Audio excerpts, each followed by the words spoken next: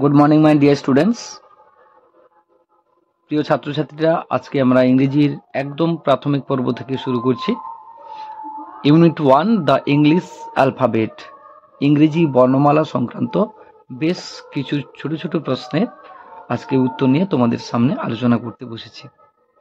প্রথমেই শিখে নেব আজকে ইংরেজির একদম বেসিক পর্বের কিছু ভাবনা, লেটার বা বর্ণ। এই লেটার বা বর্ণ কাকে বলে, একদম সহজ সরল ভাবে আমি তোমাদের সামনে তুলে ধরতে চলেছি। মনের ভাব প্রকাশ করার জন্য তুমি যে সমস্ত শব্দ উচ্চারণ করো তাদের মূলে আছে কতকগুলি ধ্বনি।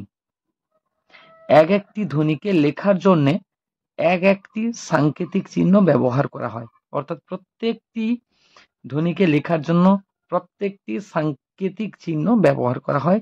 ধ্বনির এই লিখিত কিংবা সাংকেতিক চিহ্নগুলোকেই কিন্তু বর্ণ বা অক্ষর বা ইংরেজিতে লেটার বলে। বাংলা ভাষায় ও, আ, ক, খ প্রভৃতি মোট 52টি বর্ণ আছে।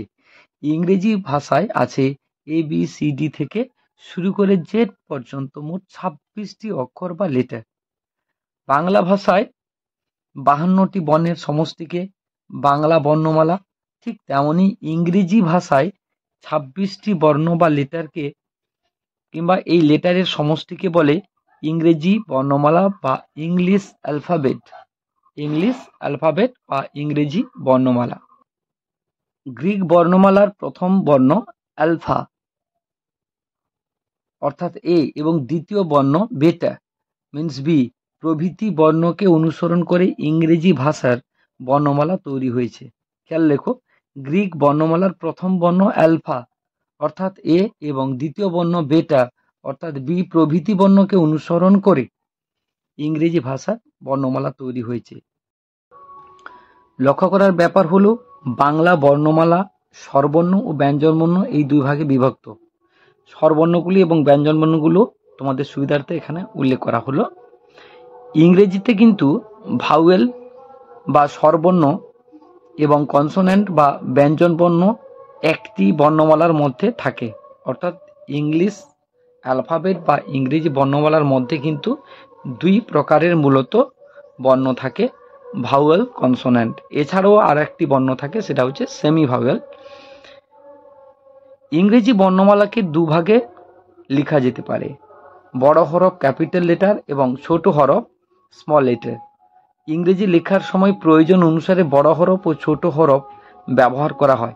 নোট বা জেনে রাখার বিষয়, ইংরেজি অ্যালফাবেট বা বর্ণমালার মোট 26টি বর্ণ বা অক্ষরের মধ্যে এ, ই, আই, ও এবং ইউ কে ভাওয়েল বা স্বরবর্ণ বলে এবং ডাব্লিউ ও ওয়াই কে সেমি ভাওয়েল বা অর্ধস্বর বলে। অবশিষ্ট বর্ণ বা লেটারগুলিকে কনসোনেন্ট বা ব্যঞ্জন বর্ণ বলা হয়। যে কোনো ইংরেজি শব্দ বা পদ বা ওয়ার্ড লিখতে হলে কনসোনেন্টের সঙ্গে ভাওয়েল মিলিয়ে লিখতে হয়। কিন্তু ইংরেজিতে এমন অনেকগুলো শব্দ বা ওয়ার্ড আছে যেগুলো শুধুমাত্র ভাওয়েল দিয়েই তৈরি হয়, যেমন এ মানে একটি, আই মানে আমি। একটি লেটার বা বর্ণ দিয়ে কিন্তু একটি শব্দ তৈরি হয়েছে এখানে। মনে রাখতে হবে, ভাওয়েলের সাহায্য ছাড়া শুধু কনসোনেন্ট দিয়ে কোনো ইংরেজি শব্দ হয় না। হাতে লেখার সময় ইংরেজি বর্ণ বা অক্ষরগুলি এইভাবেই লিখতে হয়।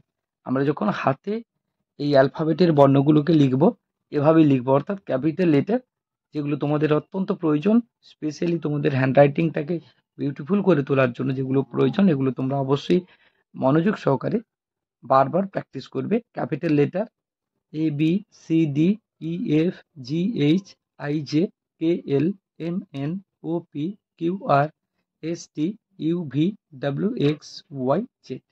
Small letter ABCDEFGHIJKLMNOPQRSTUVWXYZ. So far for today. Thank you. Have a good day. Bye bye.